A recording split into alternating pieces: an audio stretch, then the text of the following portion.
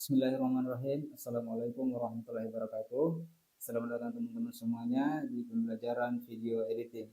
Alhamdulillah di video sebelumnya kita sudah belajar tentang dasar pengambilan video yang benar. Sekarang kita masuk ke tahap berikutnya, yaitu mengenali aplikasi editing yang akan kita gunakan selama proses belajar, yaitu aplikasi CapCut. Sebelum kita mulai ngedit video, ada satu hal penting yang harus kalian pahami. Kalian harus mengenali dulu fitur-fitur atau bagian-bagian yang ada di aplikasi CapCut. Karena banyak para pemula buru-buru mau belajar ngedit, akhirnya malah bingung sendiri karena belum memahami fungsi setiap tombol yang ada di aplikasi CapCut. Padahal kalau kita paham tampilan dasarnya, proses belajar editing akan jauh lebih cepat. Jadi hari ini kita belum fokus bikin editan. Hari ini kita fokus kenali dulu area-area penting yang ada di aplikasi CapCut. Sekarang silakan buka aplikasi CapCut di HP kalian. Kalau saat pertama buka, kalian merasa tampilannya ramai, banyak tombol, banyak menu, dan bikin bingung, tenang, itu normal-normal saja. Karena semua editor pasti pernah mengalami hal yang sama. CapCut memang punya banyak fitur, tapi kabar baiknya kita tidak perlu menguasai semuanya sekaligus. Kita cukup mulai dari memahami bagian-bagian utamanya. Bagian pertama adalah media. Media adalah tempat semua bahan editing kalian berada. Semua foto, video, rekaman suara, atau file lain yang ingin kalian edit akan masuk ke sini. Kalau diibaratkan memasak, media ini adalah bahan mentahnya. Misalnya kalian mau bikin nasi goreng, kalian butuh nasi, telur, minyak, dan bumbu. Nah, dalam editing, bahan-bahan itu adalah video dan foto kalian. Tanpa media, kita tidak bisa mulai editing. Makanya, setiap kali mau bikin project, langkah pertama biasanya adalah memasukkan file ke bagian media. Nah, sekarang kita masuk ke bagian yang paling penting, namanya timeline. Kalau kalian hanya menghafal satu bagian hari ini, hafalkan bagian ini, karena hampir semua proses editing dilakukan di timeline. Di sini kalian akan memotong video, menyusun urutan klip, menghapus bagian yang tidak perlu, menambahkan musik, menambahkan teks, memberi efek, dan mengatur durasi. Timeline bisa diibaratkan seperti meja kerja editor. Semua proses kreatif terjadi di sini.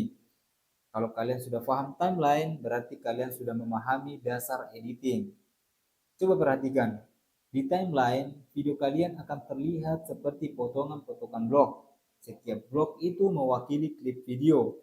Kalian bisa menggesernya, memendekkannya, memotongnya, dan mengatur urutannya. Sama seperti menyusun puzzle.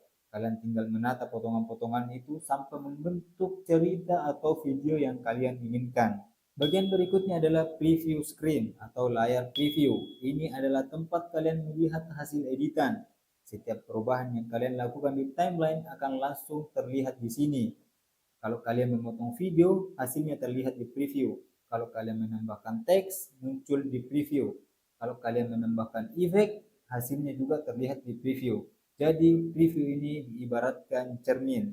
Dia menunjukkan hasil dari semua yang kalian kerjakan.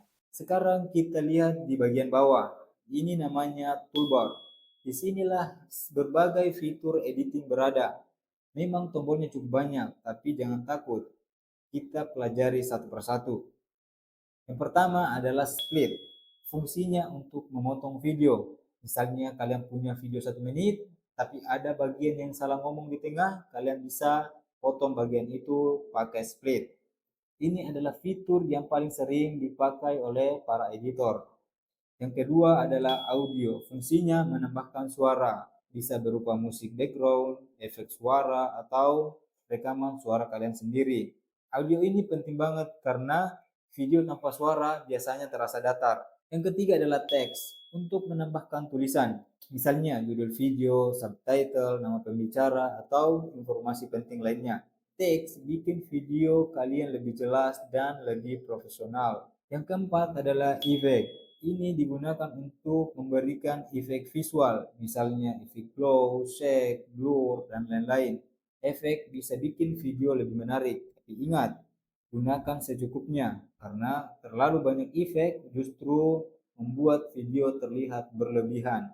Teman-teman, di tahap ini kalian tidak usah memaksakan diri untuk menghafal semua tombol-tombol atau semua fitur yang ada di aplikasi CapCut. Karena banyak para pemula gagal karena ingin menguasai semuanya sekaligus secara langsung. Padahal belajar editing itu sama seperti belajar naik motor. Awalnya kita pelajari dulu bagian-bagiannya. Mana remnya, mana koplingnya, mana gasnya. Kalau kita sudah paham, baru kita sudah bisa jalan. Begitupun dengan aplikasi CapCut. Hari ini kita sudah belajar mengenal tampilan dasar dari aplikasi CapCut. Mungkin kelihatan sederhana, tapi ini fondasi yang sangat penting. Karena editor yang hebat selalu menguasai hal-hal yang dasar sebelum masuk ke teknik yang lebih kompleks. Jadi pastikan kalian sudah memahami semua bagian-bagian yang sudah kita pelajari hari ini. Sampai ketemu di video berikutnya, tetap semangat belajar karena skill editing itu tidak dibangun dalam sehari, tapi dari latihan kecil yang terus menerus. Wassalamualaikum warahmatullahi wabarakatuh.